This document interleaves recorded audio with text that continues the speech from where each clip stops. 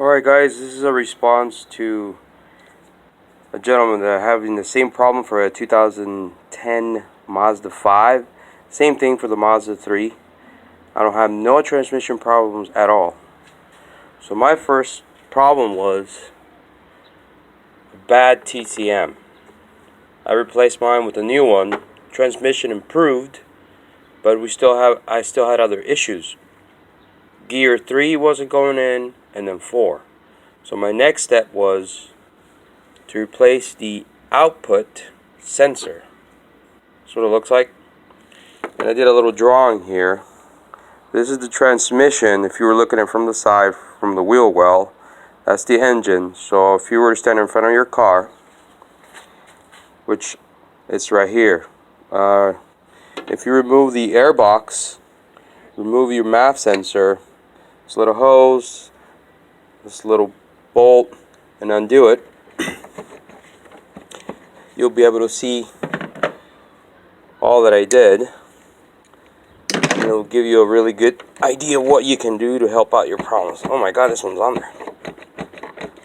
Hang on, there we go. Okay,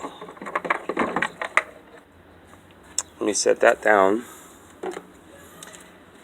And the bottom part of it, you just kind of pry it up. Okay. And there's the transmission. So when you're having issues and you already replaced your TCM, next step you could do is, you see that little connector down there? Go ahead and carefully pull it out or unclip it, and unclip that guy as well. And use a CRC cleaner. Do not use brake cleaner, or a MAF cleaner you could use. They're really loose, and they'll shoot all kinds of problems to the TCM. Just take them out, clean them real good, spray them inside with electrical cleaner, and plug them back in, and that'll do the trick. I still had issues with my car, so I went ahead and ordered the solenoid body, the little one, or at the bottom, right? This sucker is at the bottom of the transmission, like that. When you open the transmission pan, you'll see this, and I got this for 56 bucks on eBay, and it has all the solenoids, and it's just you can't replace this part. You just take them out, and then one by one, that way you don't get confused, and you got these little clips on there. It's pretty easy. These are the ones that go bad, really bad. Man, my transmission was running pretty good after doing this guy and the solenoids, but I still had issues. So I went ahead and replaced the output transmission speed sensor. This is the transmission. It has two of them. This was like 16 bucks online. It could get really expensive if you try to get it from Mazda.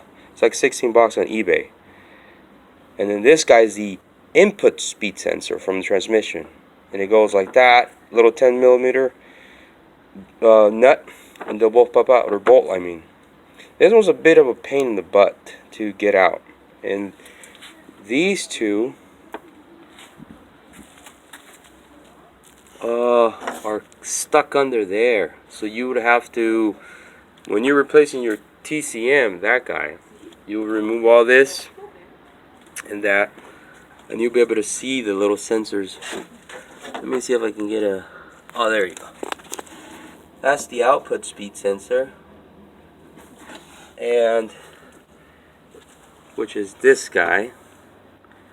That's like 8 bucks. It's right there.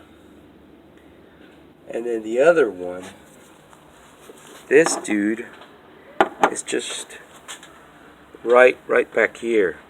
Right back here. You can't really see it because you got to remove this. Anyways, if you see my other videos, you know where they are. And that improved the shifting, but I still had my last code, which it was gear 4th. And I couldn't see the manual mode, so I ended up replacing the very back solenoid, which is hidden, man. I made a video on it. It's the VSSR, VSS solenoid. Again, I ordered two of them. They were like $8.70 a piece on eBay. I ordered two just in case, because I think the first one that I bought was defective, hence the price. Anyways, so this guy, if we're looking at the top of the tranny, which is right here, just gives you an idea. And that's that little connector that hooks up to all these solenoids. This is real wobbly and loose, so when I took it out, I sprayed it with CRC. Man, I could tell the difference in shifting, which is that dude right there. Just be careful when you plug it back in. And I did it all for all these sensors: the input speed sensor, the output speed sensor of the tranny, and the actual car speed sensor. They call it a VSS, vehicle speed sensor, which is in the back, stuck to the actual hub slash tranny something. Anyways, this will be the firewall right here, which is back there. You have to jack up the car from the driver's side, crawl yourself under, and it's back there. You can totally see it. Remove the splash guard. There's a video on that, on this specifically sensor, on my channel. And that's what I did. Here's a trick though. There's another little sensor next to this guy. You can unplug it, and it is so wobbly, and it was messing up, even though I had a new TCM.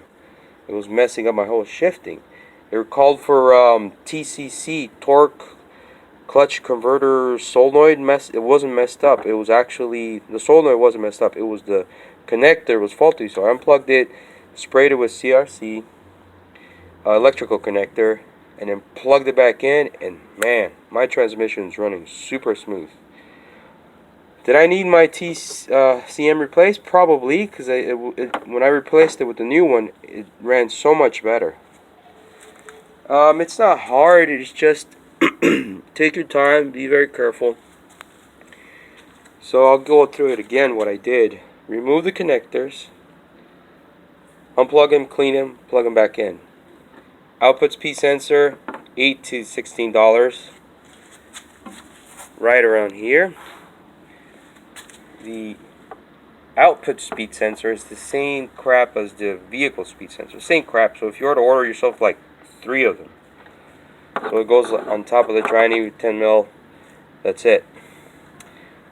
The little TCC sensor connector, undo it, plug it back in. It's right next to this guy. You'll know what I'm talking about. And then your vehicle speed sensor. Like I say, they're about $16 a piece on eBay. This was $56, but be careful though. This guy was actually broken in there, so I didn't use the one from eBay. I used the other 5, and it was great. I did have my transmission professionally flushed, which was quite pricey, but it feels so much better, and it drives really well. Now everything's running fine, so hopefully you find this video helpful. I know I don't want to take this off again because I already messed with it so many times. But if you remove this guy right here, just kind of push this little tab and it goes up. Let me see if I can do it. Hang on a second. Okay, there. And watch my other video on how do you get rid of this guy. You have to get this little thing off first, and then the battery comes out this way. So you unclip these by actually going back here and pushing a little tab, and this white tab comes up. Anyways, when you remove all that, you can actually see, I don't know if you can see, there's a little gray, so you can see the actual output speed sensor back there. You can see it. It's right under this. So these guys actually move out of the way, come out, and then you can hang them over, and this whole plastic thing comes out, and then you can totally see them quite nice. So I spent $8, $16 for 2. The solenoid was $56. Resprayed the whole connectors. These are the locations of the sensors, and I was just a big pricey item was my TCM, which was, gosh, $409 from Mazda Swag in Florida. It was the cheapest, new, not refurbished, but it was new, and they didn't require a what do you call it, a core exchange. That was the good thing. I couldn't send mine because I needed to go to work. So anyways, I still kept my old one. I might sell it if somebody wants the core so they don't have to wait. Anyways, but it did improve my shifting when I bought it. So it's 416 bucks, 56. And I did all the work myself. It's not hard. It's just, it's kind of freaking annoying. So there you go, guys. I got another quote earlier that it was, I guess those little valves go out quite easy, which is code P2009. And I read the codes with my scanner, obviously,